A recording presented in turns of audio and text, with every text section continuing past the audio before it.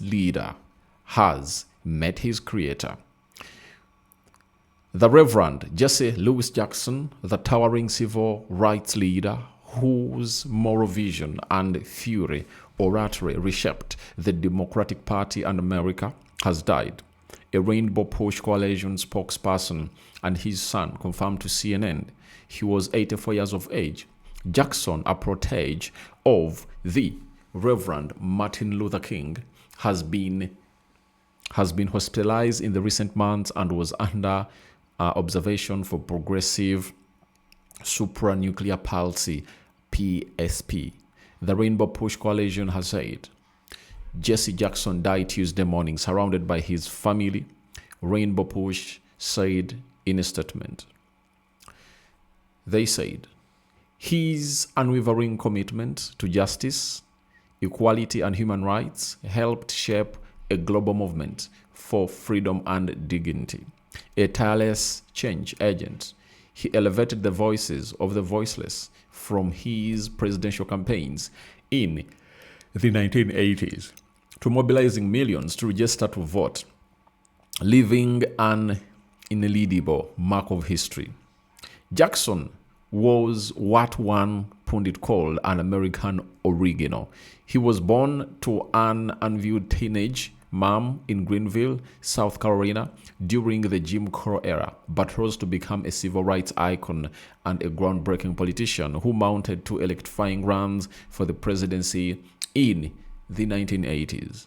Jesse Jackson's dual bids for the Democratic presidential nomination inspired Black America and stand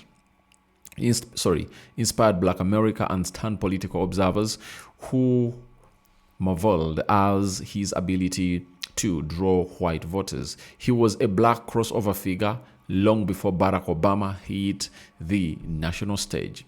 Jesse Jackson first rose to a national prominence in the 1960s as a close aide to Reverend Martin Luther King Jr. After King's assassination in 1968, Jackson became one of the most transformative civil rights leaders in America, to the chain of some of King's aides who thought he was too brash.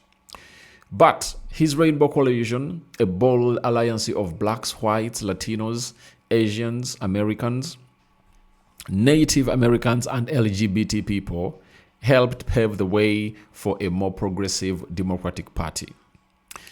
And one of the statements that Jesse Jackson put out read that our flag is red, white, and blue, but our nation is a rainbow, red, yellow, brown, black, and white.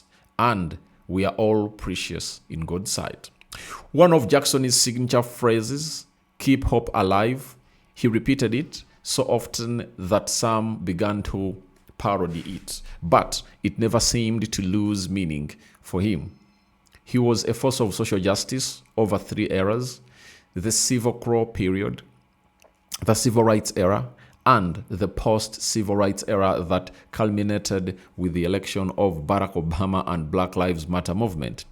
Through his eloquence and singular drive, Jackson did not just keep hope alive for himself.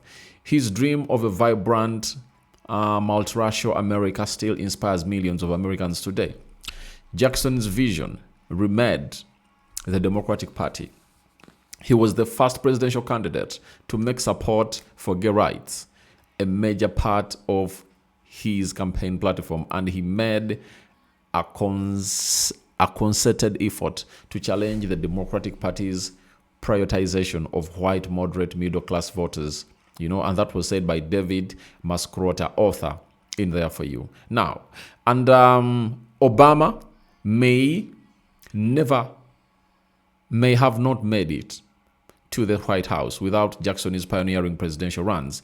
Jackson successfully fought to change the awarding of delegates during the Democratic primaries of a winner-take-all system that benefited frontrunners to a proportional system that helped other candidates even if they didn't win a state. Those changes helped Barack Obama mount a come-from-behind victory over a frontrunner, Hillary Clinton, during the 2008 Democratic primaries.